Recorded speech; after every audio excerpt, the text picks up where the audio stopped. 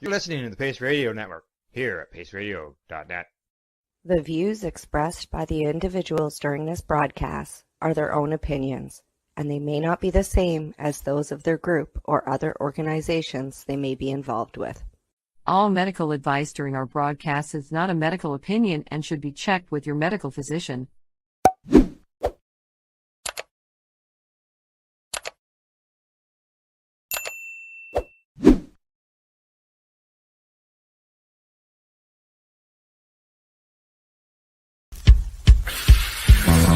Oh yeah, baby, that's lovely.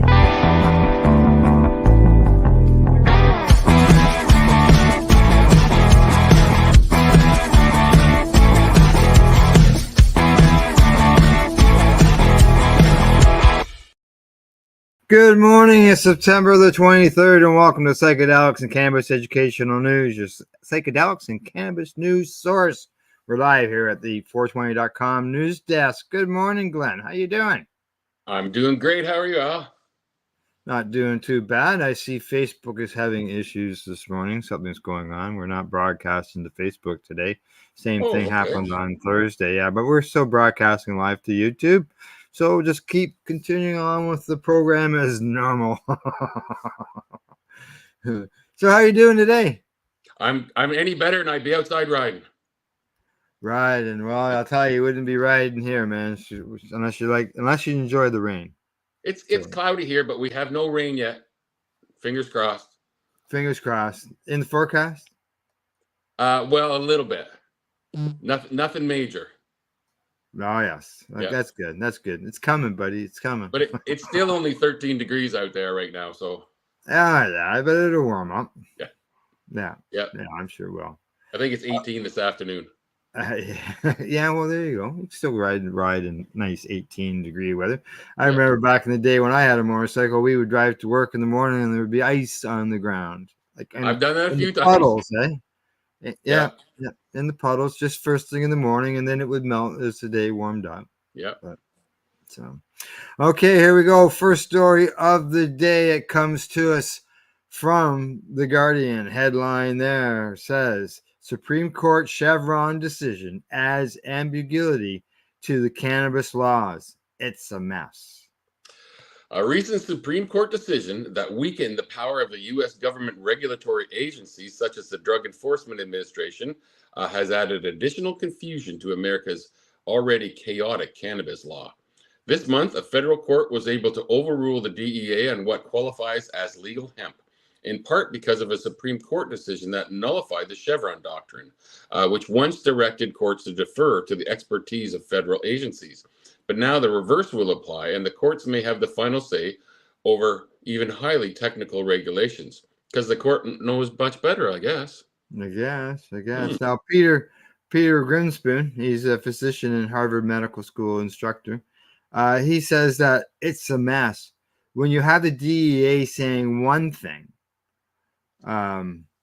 you have the Farm Bill saying another thing, you have the court swinging in one way or the other. It just goes to show that these hemp-derived products need to be regulated in a sensible manner. The case this month, Anderson versus Diamondback Investment Group, was heard by the Fourth Circuit Court of Appeals and looked into whether an employee could be legally terminated for taking certain cannabis-derived products, including THCO, a psychoactive substance synthesized from cannabis extract. The ambiguity in this case lay in whether or not THCO should be legally defined as a synthetic cannabinoid or hemp. Keep going, Glenn. Synthetic cannabinoids are federally illegal Schedule I substances, but a loophole in the 2018 Farm Bill changed the definition of legal hemp to include plant-derived products with less than 0.3 delta-9 THC, the most popular and well-known component of cannabis. Since then, multi-billion-dollar unregulated market of all kinds of hemp products has emerged. Many states have since passed laws to try and rein in the proliferation of hemp products, many of which are intoxicating and easy to access for minors, among other things. The Diamondback option uses the 2022 case, AK Futures versus Boyd Street Distro, as precedent. In that case, the Ninth Circuit Court of Appeals similarly disputed the DEA's assertion that Delta 8 THC is a Schedule 1 substance, but unlike THCO, Delta 8 THC can be found naturally in the cannabis plant, just in small quantities. Ever since the AK Fortunes decision, the DEA has asserted that THCO does not occur naturally in the cannabis plant and can only be obtained synthetically and therefore do not fall under the definition of hemp. The Diamondback opinion argues that THCO is ambiguously legal under the Farm Bill, but also adds, even if it were ambiguous, we needn't defer to the DEA's interpretation, a marked change in track since the Chevron doctrine was undermined. This development might comfort some cannabis advocates who worried that the Supreme Court decision might threaten cannabis rescheduling and the possibility of federal legalization. Now, Michael McQueenie, an attorney who works with cannabis law, says these court decisions are turned what were once considered loopholes in the Farm Bill into codified law. The impact of this decision will likely continue to encourage states to step into the void left from an absence of federal action, McQueen says. While Grimspoon firmly believes we need more consistent legalization, he also says the DEA should not get deference when it comes to cannabis decisions. The DEA has done a terrible job with anything cannabis or cannabinoid related since their very inception. They haven't understood it. They've been persecuting medical patients, and they don't even understand or believe in the potential, said Greenspoon. So what is THCO exactly? Scientists barely know yet. As of this writing, there were only 7 studies looking into THCO on PubMed compared to over 12,000. It says 120,000 here on CBD, for example. Yeah, they got the comma in the funny spot there, don't they? Yeah. Yeah. Just so you know, I'm just sharing the YouTube link onto our Facebook page. So Okay. yeah, that's what I've been doing. Okay, it says it gets people high, might have vast therapeutic benefits, might be dangerous, probably not so dangerous because it's close to regular THC, but it needs to be studied and it needs to be regulated, said Grinspoon. Now, Daniel Kruger, a research scientist who studies cannabis for the University of Michigan, is the author of 2 of those 7 studies. He said we need a lot more research on different cannabinoids to fulfill the true mission of public health. It's not like alcohol, where you just have ethyl alcohol. That's the only active ingredient. There's hundreds of different potentially psychoactive compounds in cannabis. Kruger is concerned about THCO in particular because it has an acetate group on it. Vaporizer cartridges that contain acetate are a particular public health concern because vapes containing vitamin E acetate killed nearly 70 people and sent thousands to the hospital with a lung condition called EVALI. In one study, Kruger and his colleagues found that THCO could pose a risk to lung health if vaped at too high a temperature. Wow. Yeah. In another, they used survey data to find out if there was any substance to rumors or marketing claims that THCO can have psychedelic effect. Instead, Kruger found the only perceivable difference between THC and THCO is that the latter takes longer to hit. He says that we actually expected to find more differences. It's just the gap between the hype and the reality that we uncovered.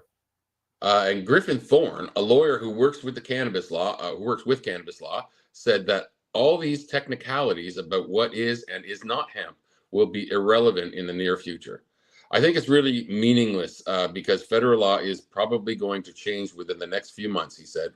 An updated version of the Farm Bill typically passes every 5 to 6 years. Proposed language for the new Farm Bill excludes product with similar effects on humans or animals as THC from the legal definition of hemp, as well as any products that are intoxicating. It goes on to say that, so once that happens, it doesn't really matter what the DEA interprets.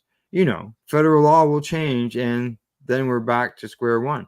There won't be any ambiguity anymore. They'll be illegal.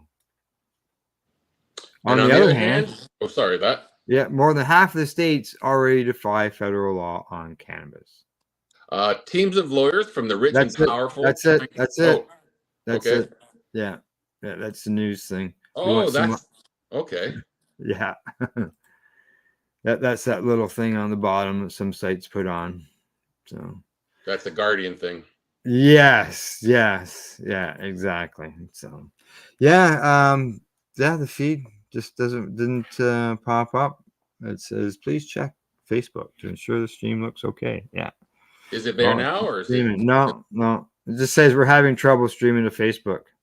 This may be an issue on Facebook's end. It is possible the stream was ended or deleted on Facebook. No, it just started. Actually, it never even started on Facebook. It automatically, the screen just went all red all across all our Facebook locations. So did you do something bad and you're in Facebook? No. I'll look into it after the show. I looked into it Thursday, and it didn't. There was nothing that stuck out, and I reconnected everything. So I don't know. All righty, here we go. Second story of the day comes to us from StratCan. Headline says Arbitrator rules cannabis detection was not impairment. A federal arbitrator recently ruled that a trained engineer who was found to have had cannabis in his system did not need to face penalties because he was not impaired. The locomotive engineer from Saskatchewan tested positive for THC in urinalysis conducted on March 30th, 2022, after an incident where the engineer failed to secure his train. Although an oral swab and breathalyzer were both negative, urinalysis showed that he was positive for cannabis metabolites.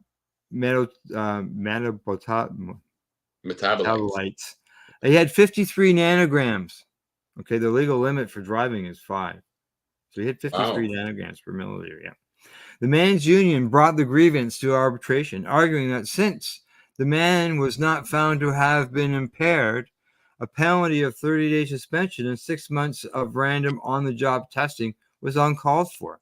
The company, Canadian Pacific Kansas City, argued that the random testing is appropriate for safety reasons, given the dangerous nature of the work, even if no discipline is imposed. The man told company investors at the time of testing that he had consumed a cannabis candy some 16.5 hours before his tour of duty. On his analysis, the arbitrator ruled that urinalysis has repeatedly been found by arbitrators to be incapable of assessing when or in what quantity drugs were consumed, and whether the employee was impaired.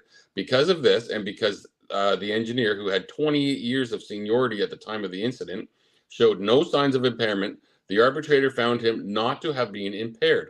I wonder if this is going to go over into the driving laws now. Correct. That's where I'm going. That's what I'm thinking.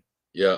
Because, like I said, 5 nanograms. This guy was 10 times higher than that after consuming one candy, like 3/4 of a day before. Yeah, 16 hours. You figure he's not impaired anymore. There's no way. Yeah, exactly. And he only had one candy. Yeah. Okay, continue. As such, in a ruling posted on September 16th, federal arbitrator James Cameron ruled that the 30-day suspension be struck down, with the employee compensated for lost time.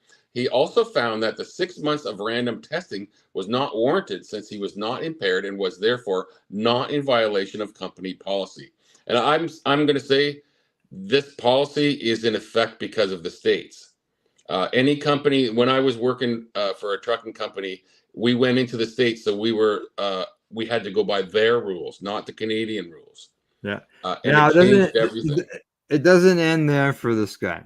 Okay. Now, in another ruling posted on the same day by the same arbitrator, ruled that a subsequent termination of the same employee who had been found to have alcohol in his system following testing conducted under the initial 6-month random sampling penalty, was uncalled for.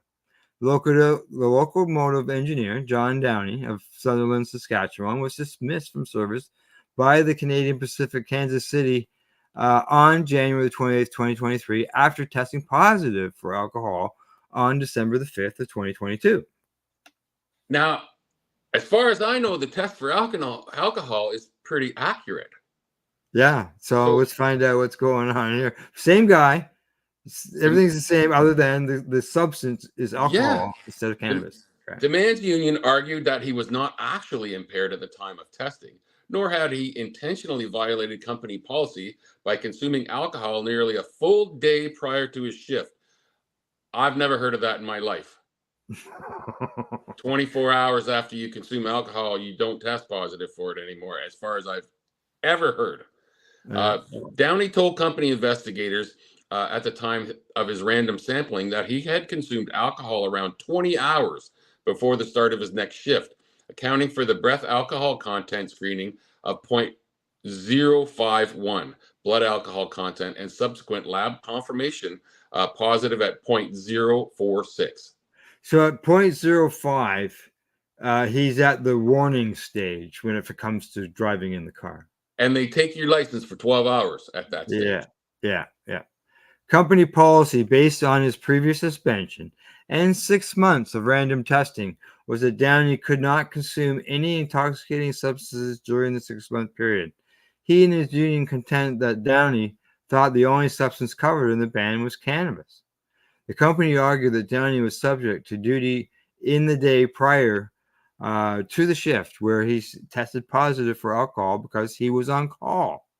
The union successfully argued that he was not subject to duty at the time and therefore should have his position reinstated and made whole for the loss of wages and benefits minus mitigation. Wow. That's strange to me. I've never heard that before in my life. All these stories we've read, the alcohol testing is supposed to be fairly accurate. Yeah, well, it was 0.51, but I guess they're saying 20 hours. Yeah, I know. In 20 hours. I've never heard of that. You should be clear by that time.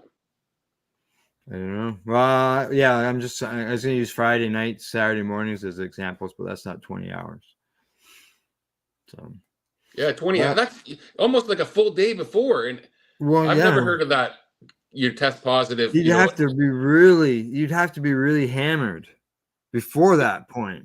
Oh, yeah, guaranteed.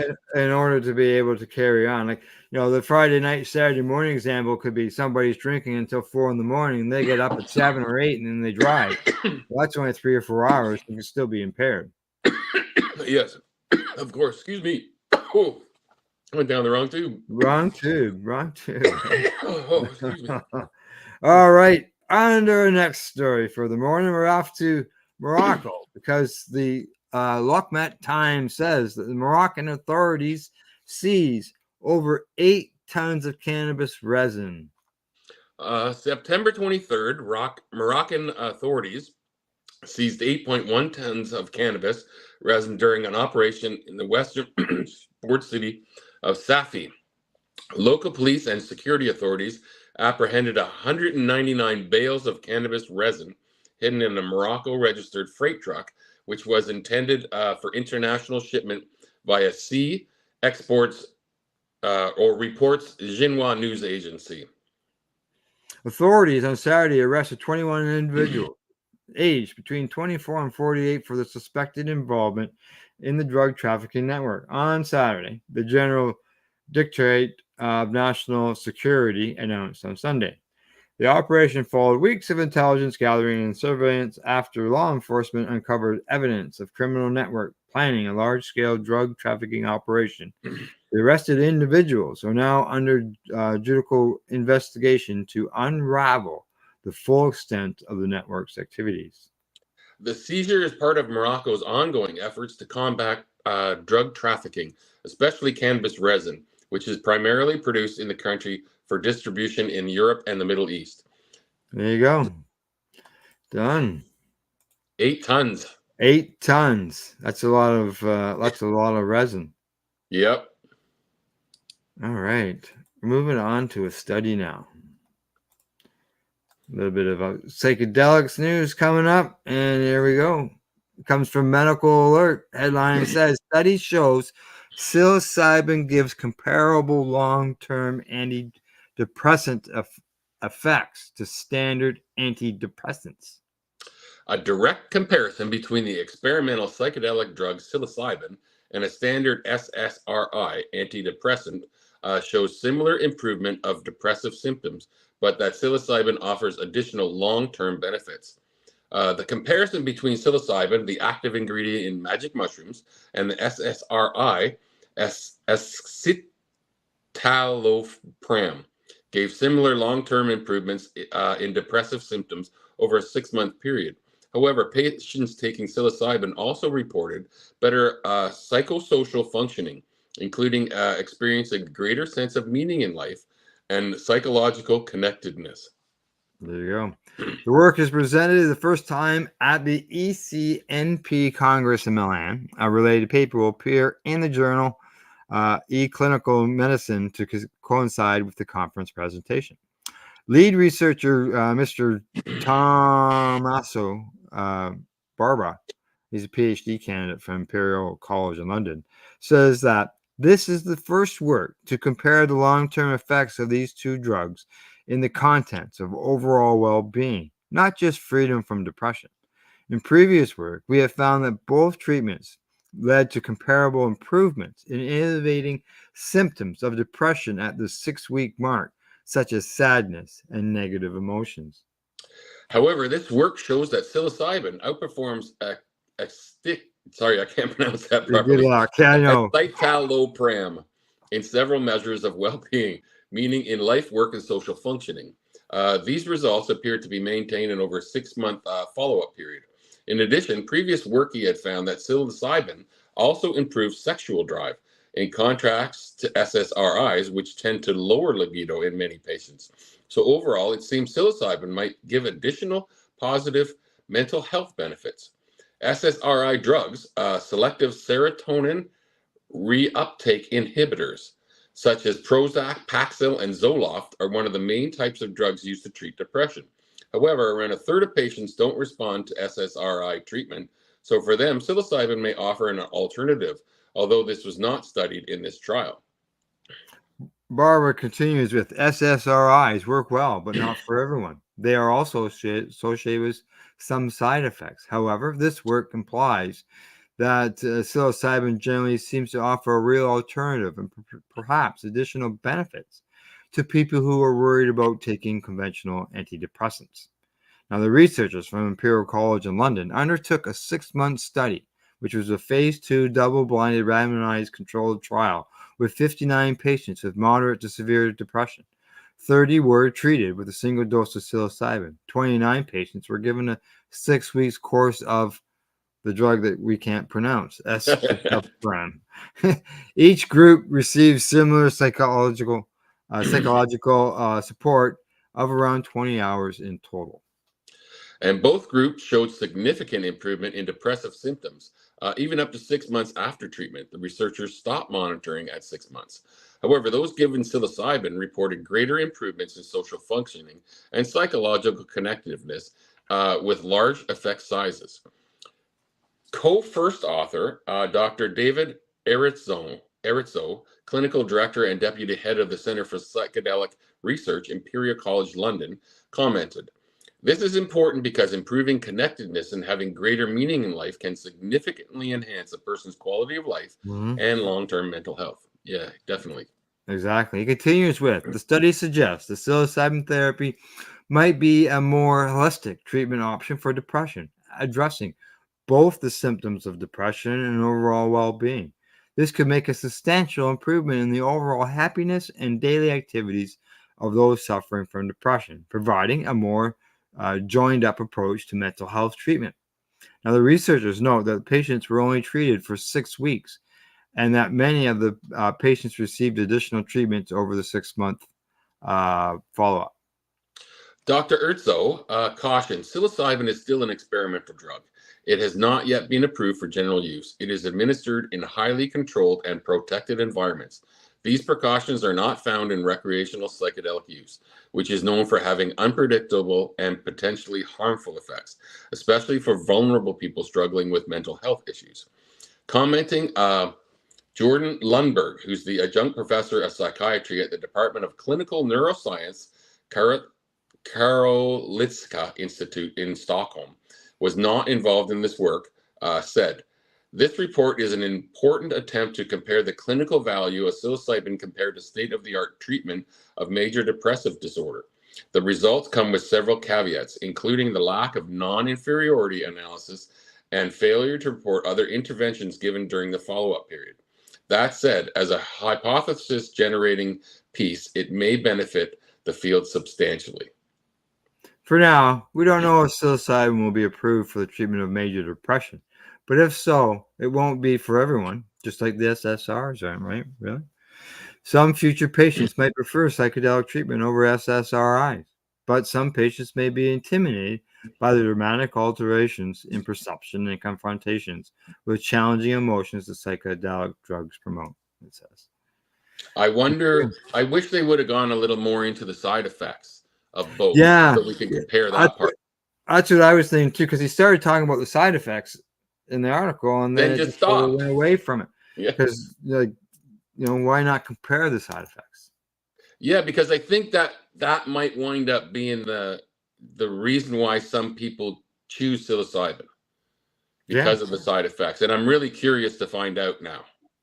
Yeah, exactly. All right, well, it's time for us to take a break, and when we get back, Glenn and I will continue our discussion of the news of the day. You're watching Psychedelics Cannabis Educational News. We're live here at paceradio.net, and I got to move something out of my way here because I can't hit the button. You're listening to the Pace Radio Network here at paceradio.net.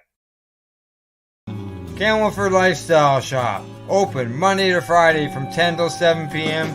or by chance. Check out our flags, our t-shirts, plus our hats, and look of that supply of rolling papers, plus much more. We've got bongs and your favorite herbal vaporizers. Look at all the incense we have, as well as for those who collect knives, check out these knives in our collection. And while you're here, stop in to see Shay at the piercing room, where you can get poked by Shay. Daily deals, check them out. Campbellford Lifestyle Shop, 17 Bridge Street West, Campbellford, Ontario. When you have a pain that's reached its peak, Legacy for 20, it's so unique. If organic cannabis is what you seek, here's your trusted partner 7 days a week. Suppository salves, vapes and drops, topicals, edibles, infused pop. Just when life seems like it ain't easy, at Legacy 420, enjoy a pop freezy. Lab tested products, make them the GOAT. Legacy 420 out on your road. Legacy 420 in Tyndonega Mohawk territory. Indigenous organic cannabis at its finest. What do you find at paceradio.net? People advocating cannabis education. Limestone City Hydroponics is Kingston, Ontario's hydroponics shop. Take your growing to the next level and create the optimal environment with a tent kit, or maximize your yield with an ebb and flow flood table kit. Either way, Limestone City Hydroponics has more sizes and options to fit your needs. Are you looking for the power of the sun that adapts to your budget? Then look no further, as they have professional grow lighting. They have indoor grow systems that are easy and cost effective, with many options to fit your living space and lifestyle. Cultivate your growing potential. We have everything you need to succeed. And if you can't make it to the store, they offer local delivery to the greater Kingston area. Remember, when you're looking for experts to help you grow, then look no further than the locally owned Limestone City Hydroponics, 105 Sunderland Drive in Kingston, Ontario. Call them at 613-548-0420.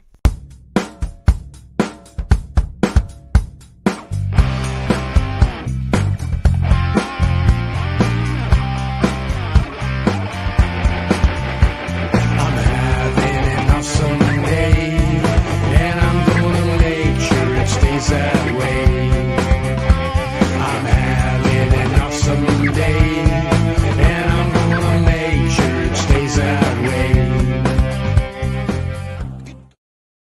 You're listening to the Pace Radio Network here at paceradio.net. Hey, we're back for a medication session, and we're live here at paceradio.net with Psychedelics Cannabis Education and News. And just so you know, Glenn, for those last 3 minutes, I was frantically trying to get everything reloaded back up on Facebook, and it looked like that we were back up there, and all of a sudden, boom, there goes another one. Boom, it just shuts down. It starts up and then it goes away. But we are live on YouTube, so we'll just continue along. And we'll get the second half of the stories all done, and like we normally do. So here we go. First story after the break, Marijuana Moment says that marijuana use does not impact working memory or other brain processes. American Medical Association study finds. Wonderful picture I'm looking at. Really nice nugget there. Nice nugget there. There you go. Researchers looking into the effect of medical marijuana use on brain funded paper published by the American Medical Association that cognitive attributes such as working memory, reward, and inhibitory control were not significantly affected after a year of cannabis consumption. The results appear to run contrary to long-held stereotypes about cannabis negatively affecting memory and other brain health indicators. Now, according to the study, which was funded by the National Institute on Drug Abuse and published this week in the journal JAMA Network Open, says that our results suggest that adults who use cannabis generally with light to moderate use patterns for symptoms of pain, anxiety, depression, or poor sleep experience few significant long-term neural associations in these areas of cognition, which is perfect. Researchers recruited 57 newly certified medical cannabis patients from the greater Boston area and used functional magnetic resonance imaging to monitor brain activity during a variety of mental tasks. Participants' brains were then scanned again after a year of medical cannabis use to look for changes in activity. In all groups and at both time points, functional imaging revealed canonical activations of probed cognitive processes, the report says. No statistically significant difference in brain activation between the two time points, baseline to a year, in those with medical cannabis cards, and no association between changes in cannabis use frequency and brain activation after 1 year were found. In this cohort study of adults obtaining medical cannabis cards for medical symptoms, brain activation during working memory, reward processing, and inhibitory control tasks were not significantly different after a year-long cannabis use, and no association with changes in cannabis use frequency was noted. Our results suggest that adults who use cannabis generally in light or with light to moderate use patterns for symptoms of pain, anxiety, depression, or poor sleep experience few significant long-term neural associations in these areas of cognition. The results may be reassuring to cannabis patients who choose to use medical cannabis but have concerns about longer-term health effects. Nevertheless, further studies are necessary to more closely study certain variables, the researcher says. The results warrant further studies that probe the association of cannabis at higher doses with greater frequency in younger age groups and with larger, more diverse cohorts, wrote the three-author team from Harvard Medical School, MIT's McGovern Institution of Brain Research, and the University of Pennsylvania School of Engineering and Applied Science. The new findings come several months after a separate research indicated that prescribed medical cannabis may have minimal acute impact on cognitive function among patients with chronic health conditions. The absence of evidence for cognitive impairment following medical cannabis self-administration was surprising, the study said. Given prior and substantive evidence that non-medical recreational use reliably repairs a range of cognitive functions. At the time, these findings are consistent with the two systemic reviews published in the last year that suggest that medical cannabis, when used regularly and consistently for a chronic health concern, may have little, if any, impact on cognitive function. While the long-term effects of cannabis use are far from settled science, findings from a number of recent studies suggest some fears have been overblown. A report published last year that drew on dispensary data, for instance, found that cancer patients reported being able to think more clearly when using medical cannabis. They also said it helped manage pain. They found that they could think more clearly. That's very unusual. Wow. Imagine that, eh? A separate study of teens and young adults at risk of developing psychotic disorders found that regular cannabis use over a 2-year period did not trigger early onset psychosis symptoms, contrary to the claims of prohibitionists who argue that cannabis causes mental illness. In fact, it was associated with modest improvements in cognitive functioning and reduced use of other medications. CHR youth who continuously used cannabis had higher neural cognition and social functioning over time, and decreased medication uses relative to non-users, authors of the study wrote. Surprisingly, clinical symptoms improved over time despite the medication decreases. A separate study published by the American Medical Association that looked at data from more than 63 million health insurance beneficiaries found there's no statistically significant increase in psychosis-related diagnosis in states that have legalized cannabis compared to those that continue to criminalize cannabis. And we've been told for years that it has some, bearing on psychosis and stuff in youth, especially, right? No.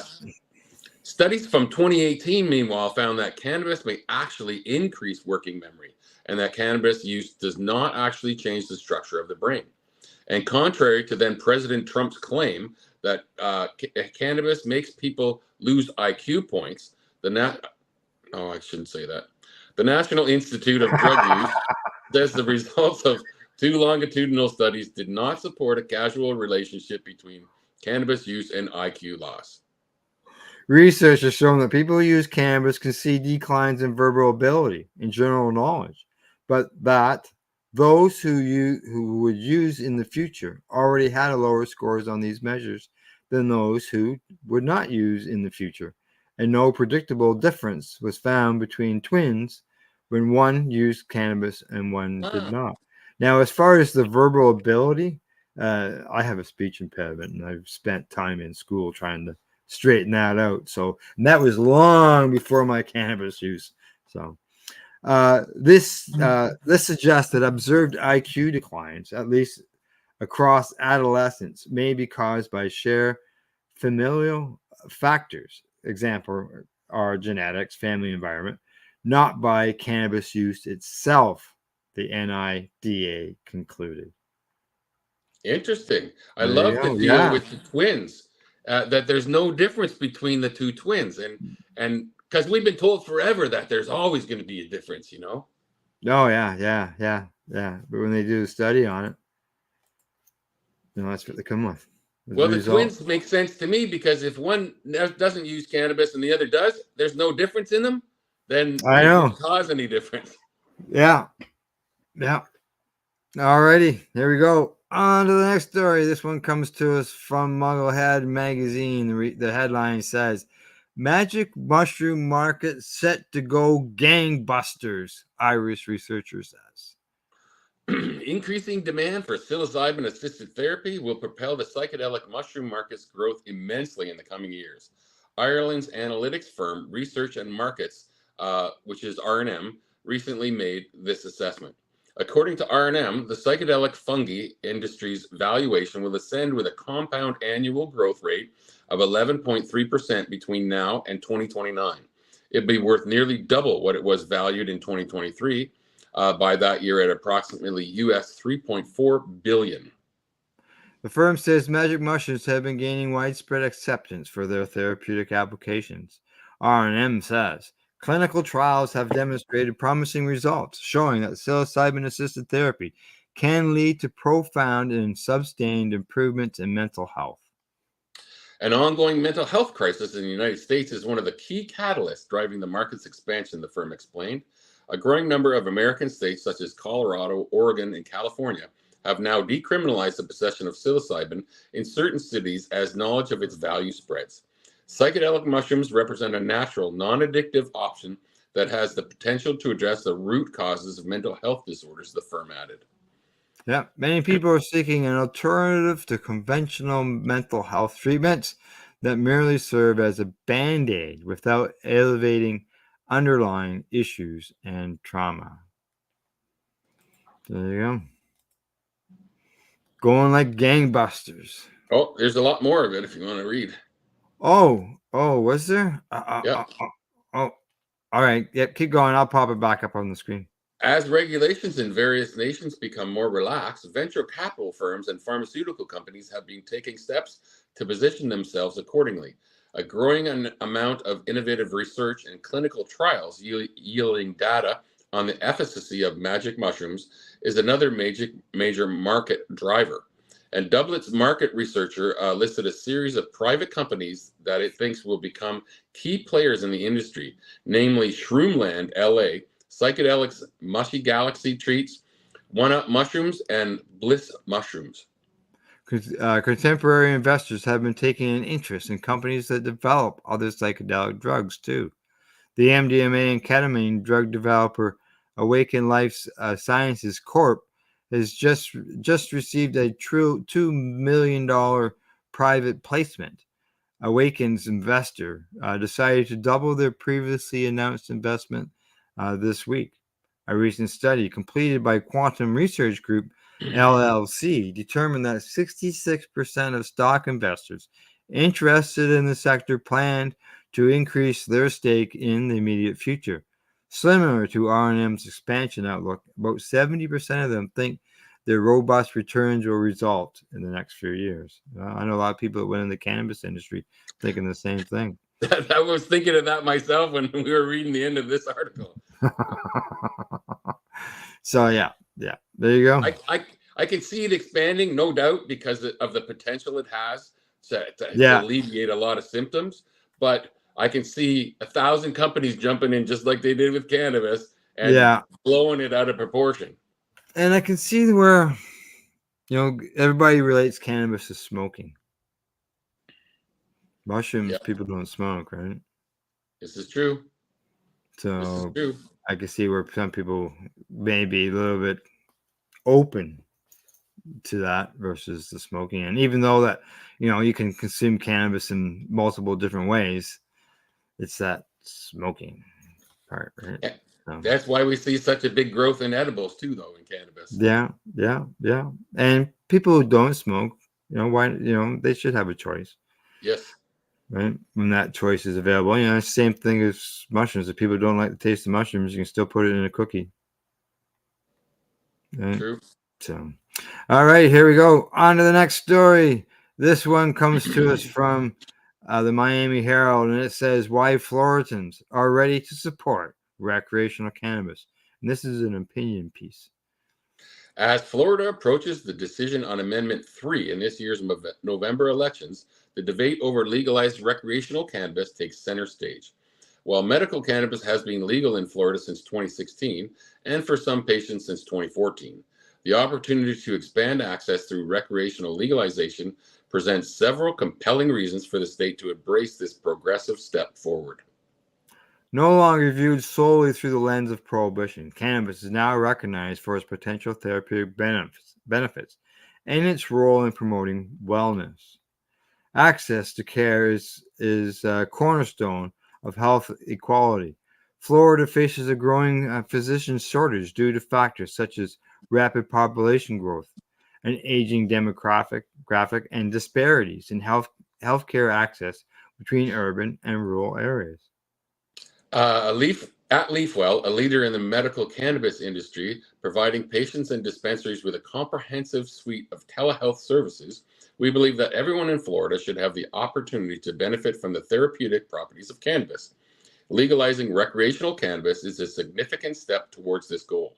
as it removes barriers that have historically limited access to cannabis, such as stringent medical cannabis regulations and social stigmas. And I always say any use of cannabis is a therapeutic use. And one of those medical cannabis regulations for the long time was no smoking. You weren't allowed to smoke cannabis. Yeah. This expanded access not only democratized healthcare, but also empowers individuals to explore cannabis potential benefits within a regulated, safe environment. In Florida, legalizing recreational cannabis underpins public health by ensuring access to regulated, safe products and fostering comprehensive consumer education. Legalization establishes a transparent. Yeah, it's got a framework. gap there. Yeah, I see the break in the sentence there goes down to another paragraph. Yeah.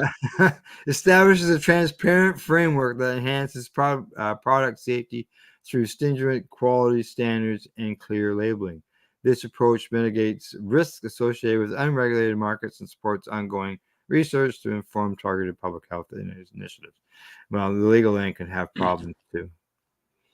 By prioritizing safety, education, and regulatory oversight, Florida can effectively manage cannabis use, ensuring healthier outcomes for its residents.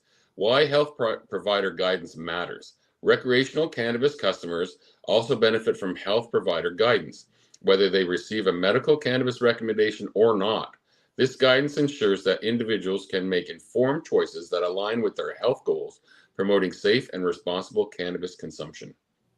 Now, recreational cannabis legalization is also a catalyst for increased research and innovation in cannabis science. Prohibition has historically stifled research opportunities, limiting our understanding of cannabis' full therapeutic potential. Legalization removes these barriers, facilitating, robust studies and contributing to growing body of evidence. The only problem, I didn't see that happening here in Canada. Oh, more hiccups. This, in turn, informs medical practice and policy decisions, moving us towards a more inclusive, equitable, and effective healthcare system. Legalizing recreational cannabis in Florida is more than a policy change. It's a significant step towards enhancing integrative care, expanding access, and advancing scientific research. As we approach this critical decision, let us embrace this opportunity to foster a healthier, more equitable future for all Floridians. There we go.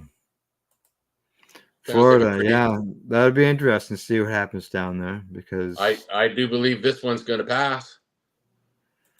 Yeah, well, it's the governor is what's his name, DeSantis. He's out there saying don't vote for it, vote no. And then Trump's out there saying vote for it now. So yeah, I know. It's always baffling. It's U.S. politics, but I do believe that the people in Florida and the people most places want it legalized. So that's exactly the numbers are there. So yeah, I'd be surprised, like I said, be surprised if it didn't pass. Alrighty, on to our last story of the day. This comes to us from the Green Market Report. Headline says, Cannabis Industry Report advocates for level playing field between hemp and marijuana. This report asserts that current business models based on an arbitrary definition that dates back to the 70s. The new report by the libertarian nonprofit Reasons Foundation blames arbitrary business model structures and the resulting competition for hemp and cannabis on illogical federal laws that conflate the two plants, which are essentially the same, but with differing cannabinoid profiles.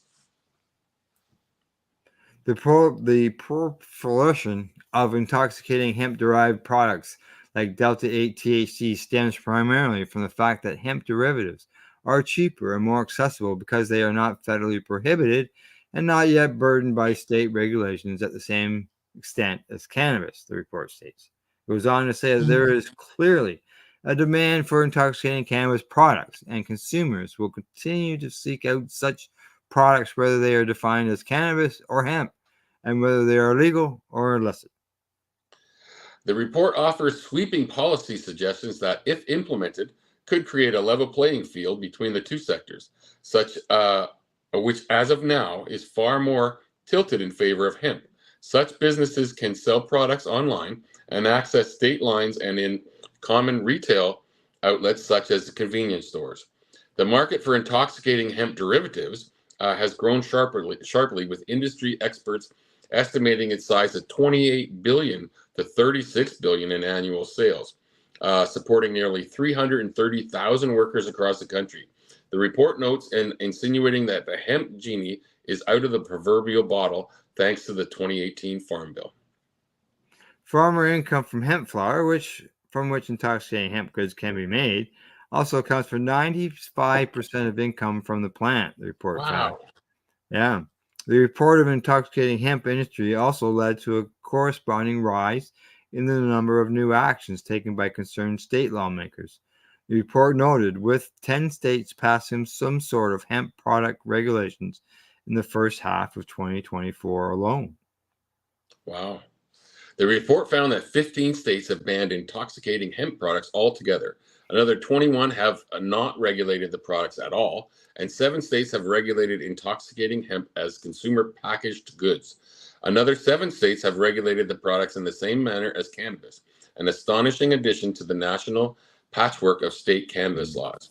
But the federal legalization of hemp and its unintended opening of THC floodgates has also pitted cannabis and hemp business interests against each other due to the definition of hemp being cannabis plants with 0.3 delta 9 THC by dry weight, an arbitrary definition that dates back to 1976. Yeah. In an ideal scenario, the report asserts Congress would choose to remove cannabis altogether from the Controlled Substances Act. Yes, they should. Instead of the current rescheduling move that's underway, and then have various federal agencies issue business rules and regulations for both psychoactive and non-psychoactive products, the same as the government does for alcohol and tobacco goods. That could open the door to states doing away with the restrictive regulatory regimes for cannabis, which the report notes were developed largely to avoid interference with federal officials. States authorizing a commercial cannabis market would work to increase market dynamism by reducing barriers to entry, along with regulatory and tax costs, to more closely align with the cost structure within these markets and that of emergent hemp-derived competition, the report argues. The report suggests that most of the restrictive cannabis industry parameters, including license caps for retailers, could be done away with in favor of traditional age gating at retailers such as liquor stores, which are accustomed to checking identification of consumers before allowing any sales. Yeah, if they can ask how old you are for alcohol, they can ask how old you are with cannabis. And some of these places sell cigarettes. Yeah, they're already doing that. Yeah. Now the report goes on to say that broadly we recommend a package of reforms to state marijuana laws that would establish identical packaging, labeling, and testing requirements for intoxicating hemp and cannabis products, and subject both sets of products to the same advertising requirements. Both sets of goods should face a single, simplified tax structure, and both should operate in an open, dynamic market wherein the entry and exit of firms is unimpeded. Any retailer who can demonstrate complacency for appropriate age gating should be free to apply for a retail cannabis license that allows them to purchase and resell both state licensed cannabis products and intoxicating hemp products. And by leveling the national playing field, cannabis brands would gain interstate commerce and access to the entire national market, while hemp companies would gain more certainty on what the legal and regulatory landscape is, instead of having to operate in a continually shifting environment, the report proposes. Yeah, the only difference really is the amount of THC. Yeah, and it turns out they can make hemp very high THC products. Correct. So, it makes sense. Yeah. We can take the THC out of cannabis. We can certainly take the THC out of hemp, and make it very strong. Yeah. All right. Anything before we say goodbye? Peace all.